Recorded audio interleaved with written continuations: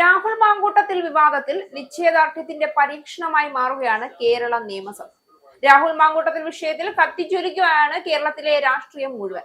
ലൈംഗിക പീഡന കേസിൽ ഒളിവിൽ പോയിട്ടും 9 ദിവസങ്ങൾ കഴിഞ്ഞിട്ടും രാഹുലിനെ പിടികൂടാൻ കഴിയാത്തത് കേരള പോലീസിന്റെ കാര്യക്ഷമതയെ ചോദ്യം ചെയ്യുന്ന ഒന്നായി മാറിയിരിക്കുമ്പോൾ കഴിഞ്ഞ ദിവസം കോടതി ജാമ്യം നിഷേധിച്ച് മിനിറ്റുകൾക്കകം രാഹുലിനെ പാർട്ടിയിൽ നിന്ന് പുറത്താക്കിയ കോൺഗ്രസിന്റെ നടപടി കയ്യടി ലഭിക്കേണ്ടതാണെന്നും മുഖ്യമന്ത്രിക്ക് തന്റെ പാർട്ടിയിലെ ഇത്തരം പരാതികൾക്കെതിരെ ശക്തമായ നടപടിയെടുത്ത് ആരോപണ വിധേയരായവരെ ചവിട്ടി പുറത്താക്കാനുള്ള ചങ്കൂറ്റമുണ്ടോ എന്നും സതീശനും വെല്ലുവിളിച്ചു. അതിനു പിന്നാലെ ഇന്നത്തെ ദിവസം കേരളത്തിലെ പാരമ്പര്യമുള്ള ഒരു പാർട്ടിയിൽ ഇത്തരം വൃത്തികേടുകൾ നടക്കുന്നത് അപലപനീയമെന്ന് മുഖ്യമന്ത്രിയും കൂട്ടിച്ചേർത്തു. എന്നാൽ രാഹുലിന്റെ കാര്യത്തിലേക്ക് കടക്കുമ്പോൾ മുഖ്യമന്ത്രിയെ വിജയൻ എന്ന് സംബോധന ചെയ്ത കേരള രാഷ്ട്രീയത്തിലെ ഏക വ്യക്തി രാഹുൽ മാങ്കൂട്ടത്തിലാണ് എന്ന് പറയേണ്ടി വരും. ഡിവൈഎഫ്ഐ പ്രവർത്തകർ വിതരണം ചെയ്യുന്ന പൊതിച്ചോറിന്റെ പിറകിൽ അനാശാസ്യം നടക്കുന്നു എന്ന തരത്തിൽ ഏറ്റവും വൃത്തികെട്ട രാഷ്ട്രീയ പ്രസ്താവന നടത്തിയ ഒരേ ഒരു രാഷ്ട്രീയക്കാരൻ രാഹുലാണെന്ന് പറയേണ്ടി വരും. നിയമസഭയിലടക്കം രാഷ്ട്രീയത്തിന് വ്യക്തിവൈരാഗ്യത്തിന്റെ മാനങ്ങൾ നൽകി കടന്നാക്രമിക്കുകയും രൂക്ഷമായ വാക്കുകൾ കൊണ്ട് ഏറ്റവും വൃത്തിഹീനമായി മന്ത്രിമാരെയും ജനപ്രതിനിധികളെയും വിശേഷിപ്പിച്ച വ്യക്തിയും രാഹുലാണെന്ന് പറയേണ്ടി വരും. രാഹുലിന്റെ ചൂടേറിയ പ്രസംഗങ്ങൾ കൊണ്ട് തരിച്ചിരുന്ന നിയമസഭ, രാഹുലിന്റെ ചോദ്യമുനകൾ കൊണ്ട് മുറിവേറ്റ നിയമസഭ, രാഹുലിന്റെ വാക്കുകൾക്ക് മുന്നിൽ ഉത്തരം മുട്ടി പലപ്പോഴും സ്തംഭിച്ചു നിന്നുപോയ നിയമസഭ, അതേ നിയമസഭ ഒടുവിൽ രാഹുലിനെ കൈവിടുകയാണ്.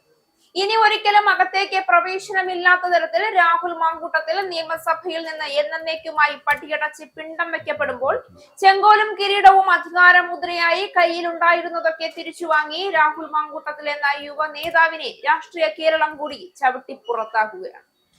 കേരള രാഷ്ട്രീയത്തിൽ ഇക്കഴിഞ്ഞ ദിവസങ്ങളിലെ പ്രധാന ചർച്ചയായിരിക്കുന്നത് രാഹുൽ മാങ്കൂട്ടത്തിലിനെ ചുറ്റിപ്പറ്റിയുള്ള വിവാദമാണ്. പാർട്ടി കൂടി കഴിഞ്ഞ ദിവസം രാഹുലിനെ കൈവിട്ടതോടെ ഇനി MLA സ്ഥാനം എന്താകുമെന്നാണ് എല്ലാവരും ഉറ്റുനോക്കുന്നത്. മാന്യത ഉണ്ടെങ്കിൽ രാജിവെച്ച് പുറത്തു പോകാൻ സ്വന്തം പാർട്ടി നേതൃത്വം തന്നെ മുറവിളി കൂട്ടുമ്പോൾ ഇനി തീരുമാനങ്ങൾ കൈക്കൊള്ളുന്നത് കോൺഗ്രസും രാഹുലുമല്ല. ഇതിന്റെ പശ്ചാത്തലത്തിൽ ഉയർന്ന ഏറ്റവും സുപ്രധാനമായ നിയമഭരണ ചർച്ചകൾ പാർട്ടിയുടെ രാഹുലിനെ പുറത്താക്കലും ആന്റി ഡിഫക്ഷൻ നിയമവും കൂടാതെ നീതി സമിതിയും സ്പീക്കറും വഹിക്കുന്ന ഭരണഘടനാപരമായ ശക്തിയുമാണ്. 1985 ഭരണഘടനയിലെ 10ാം ഷെഡ്യൂൾ പ്രകാരം കൊണ്ടുവന്ന ആന്റി ഡിഫക്ഷൻ നിയമം ഒരു നിയമസഭാംഗം പാർട്ടി തത്വങ്ങൾ, പാർട്ടിയുടെ വിപ്പ് അഥവാ പാർട്ടി തീരുമാനങ്ങൾ ജാഗ്രതയോടെ ലംഘിച്ചാൽ നടപടിയെടുക്കാനുള്ള അധികാരം നൽകും.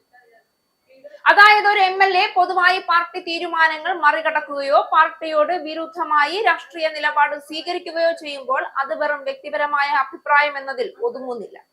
അത് ജനവിധിയോടുള്ള വെല്ലുവിളിയും ഭരണഘടനാ സംരക്ഷണത്തോടുള്ള വെല്ലുവിളിയുമാണ് എന്നാണ് കണക്കാക്കപ്പെടുന്നത്. രാഹുൽ മാങ്കൂട്ടത്തിലിന്റെ വിഷയത്തിൽ സംഭവിച്ചതും ഇതേ കാര്യം തന്നെയാണ്. പാർട്ടിയിൽ നിന്നൊരു MLA പുറത്താക്കിയത് കൊണ്ട് അദ്ദേഹത്തിന്റെ നിയമസഭാംഗത്വം റദ്ദാക്കപ്പെടില്ല. പാർട്ടി ടിക്കറ്റിൽ തിരഞ്ഞെടുപ്പിനെ നേരിട്ട് ജയിച്ചതായതിനാൽ പാർട്ടി പിന്തുണ പിൻവലിച്ച് പുറത്താക്കുമ്പോൾ വേണമെങ്കിൽ സ്വയം രാജിവെക്കാമെന്ന് മാത്രം. അംഗത്വം നഷ്ടമാകുന്നത് പ്രധാനമായും കൂറുമാറ്റ നിരോധന നിയമം ബാധകമാകുമ്പോഴാണ്. സ്വന്തം പാർട്ടിയിൽ നിന്ന് രാജിവെക്കുകയോ മറ്റേതെങ്കിലും പാർട്ടിയിൽ അംഗത്വം എടുക്കുകയോ പാർട്ടി വിപ്പ് ലംഘിച്ച് സഭയിൽ വോട്ട് ചെയ്യുകയോ ചെയ്താൽ കൂറുമാറ്റ നിയമം അടിസ്ഥാനമാക്കിയുള്ള പരാതിയുടെ അടിസ്ഥാനത്തിൽ സ്പീക്കറാണ് അയോഗ്യനാക്കേണ്ടത്. രാഹുൽ മാങ്കൂട്ടത്തിലിന്റെ കാര്യത്തിൽ ഈ സാഹചര്യം നിലവിലില്ല. അദ്ദേഹത്തെ പാർട്ടി പുറത്താക്കുകയായിരുന്നു. എങ്കിലും സഭയുടെ അവശേഷിക്കുന്ന കാലത്ത് പാർട്ടി വിപ്പ് നൽകിയാൽ അത് പാലിക്കാൻ അദ്ദേഹം ബാധ്യസ്ഥനാണ്.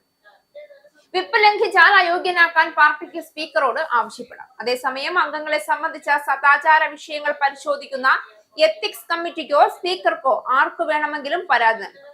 ആരോപണം ഉന്നയിച്ച വ്യക്തിക്കോ നിലവിലുള്ള MLAക്കോ പരാതി നൽകാം. ഇങ്ങനെ ലഭിച്ച പരാതി എത്തിക്സ് കമ്മിറ്റിക്ക് മുൻപാകെ വരുമ്പോൾ തെളിവെടുപ്പ് നടക്കും. പരാതിക്കാരെയും ആരോപണം നേരിടുന്നവരെയും കേട്ട് സമിതിക്ക് ശുപാർശ അടങ്ങിയ റിപ്പോർട്ട് നൽകാം. കുറ്റകൃത്യത്തിന്റെ ഗൗരവം നോക്കി അംഗത്തെ താക്കീത് ചെയ്യാനും സെൻഷർ ചെയ്യാനും വേണമെങ്കിൽ സസ്പെൻഡ് ചെയ്യാനും കഴിയും. സഭാംഗമായി അംഗം തുടരുന്നത് സഭയുടെ അന്തസ്സ് ഹനിക്കുന്നതാണെങ്കിൽ അംഗത്വത്തിൽ നിന്ന് നീക്കം ചെയ്യാനും വ്യവസ്ഥയുണ്ട്. അതിനായി എത്തിക്സ് കമ്മിറ്റിയുടെ ശുപാർശ പ്രമേയമായി സഭാ നേതാവായ മുഖ്യമന്ത്രി അവതരിപ്പിക്കണം. സഭയാണ് അംഗത്തെ പുറത്താക്കാൻ തീരുമാനിക്കേണ്ടത്. KR ഗൗരിയമ്മയ്ക്കെതിരെ PC ജോർജ് നടത്തിയ ചില പരാമർശങ്ങളുടെ പേരിൽ അദ്ദേഹത്തെ സഭ താക്കീത് ചെയ്ത ചരിത്രമുണ്ട്. എന്നാൽ ആരെയും ഇതുവരെ കേരള നിയമസഭയിൽ നിന്ന് എത്തിക്സ് കമ്മിറ്റിയുടെ ശുപാർശ പ്രകാരം പുറത്താക്കിയ ചരിത്രമില്ല. അങ്ങനെയെങ്കിൽ നിയമസഭയിൽ നിന്ന് ഇത്തരത്തിൽ ഭരണപക്ഷവും പ്രതിപക്ഷവും കൂടി ഒരേ സ്വരത്തിൽ അടിച്ചു പുറത്താക്കുന്ന ആദ്യത്തെ വ്യക്തി എന്ന പേരും രാഹുലിന് സ്വന്തമാണ്. ഇത്രയും ആരോപണങ്ങൾ ഉന്നയിക്കപ്പെട്ട സ്ഥിതിക്ക് രാഹുലിന് നിയമസഭയിൽ തുടർന്ന് പോവുക ഒരിക്കലും നടക്കുന്ന കാര്യമല്ല. ഒളിവിൽ കഴിയുന്ന സ്ഥിതിക്ക് MLA സ്ഥാനം രാജിവെക്കാനും കഴിയില്ല എന്നതുകൊണ്ട് തന്നെ രാഹുലിനെ ഏകകണ്ഠേയമായി നിയമസഭയിൽ നിന്ന് പുറത്താക്കുന്നതിലേക്കാണ് ഇനി കാര്യങ്ങൾ പോകുന്നത്. എന്നാൽ അതേസമയം ഇടതുപക്ഷത്തിൽ ഇപ്പോഴും MLA ആയിരിക്കുന്ന പലർക്കുമെതിരെയും ഉന്നയിക്കപ്പെട്ട ആരോപണങ്ങളും അവരിപ്പോഴും നിയമസഭയിൽ ഞെളിഞ്ഞിരിക്കുന്ന കസേരകൾക്കും ഇളക്കം സംഭവിച്ചിട്ടില്ല എന്നുള്ളത് ചോദ്യമായി തന്നെ ഇടതുപക്ഷത്തിന്റെ കണ്ണിനു നേരെയും സൂചിമുന പോലെ നീളുന്നു.